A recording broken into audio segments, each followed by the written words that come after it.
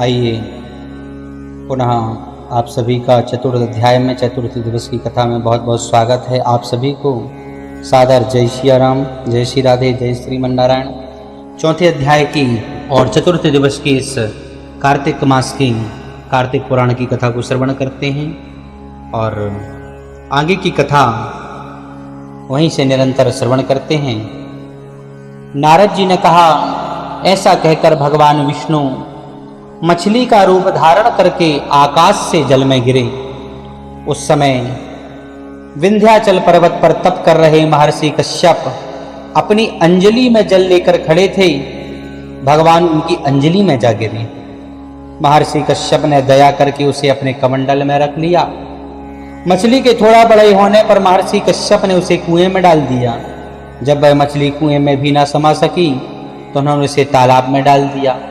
जब वह तालाब में भी ना बन सकी तो उन्होंने उसे समुद्र में डाल दिया और वह मछली वहां भी बढ़ने लगी। फिर मत्स्य रूपी भगवान विष्णु ने इस शंखासुर का वध किया और शंखासुर को हाथ में लेकर बद्री वन में आ गए। सब वेदों को पाकर ब्रह्मा जी बहुत प्रसन्न हुए। उन्होंने देवताओं और ऋषियों के साथ प्रयाग में अश्वमेध यज्ञ किया, अर्थात प्रयागराज। यज्ञ समाप्त होने पर सब देवताओं ने भगवान से निवेदन किया, देवाधिदेव जगन्नाथ, इस संसार पर ब्रह्मा जी ने खोए हुए वेदों को पुनः प्राप्त किया है और हमने भी यहाँ आपके प्रसाद से यज्ञ भाग पाए हैं। अतः यह स्थान पृथ्वी पर सबसे श्रेष्ठ पुण्य की वृद्धि करने वाला एवं भोग तथा मोक्ष प्रदान करने वाला हो। साथ ही यह समय महान पुण्यम मैं और ब्रह्मघाती आदि महापापियों की भी शुद्धि करने वाला हो तथा तय स्थान यहाँ दिए हुए दान को अक्षय बना देने वाला भी हो, यह वर दीजिए। भगवान विष्णु बोले, देवताओं, तुमने जो कुछ कहा वह मुझे स्वीकार है। तुम्हारी इच्छा पूर्ण हो। आज से यह स्थान ब्रह्म क्षेत्र के नाम से प्रसिद्ध होगा। सूर्यवंश में उत्पन्न राजा भगीरथ यहाँ गंगा को लेकर के आएंगे और वह यहाँ सूर्य कन्या यमुना से मिलेगी। ब्रह्मा जी और तुम सब देवता मेरे साथ यहाँ निवास करो। आज से यह तीर्थराज के नाम से विख्यात होगा।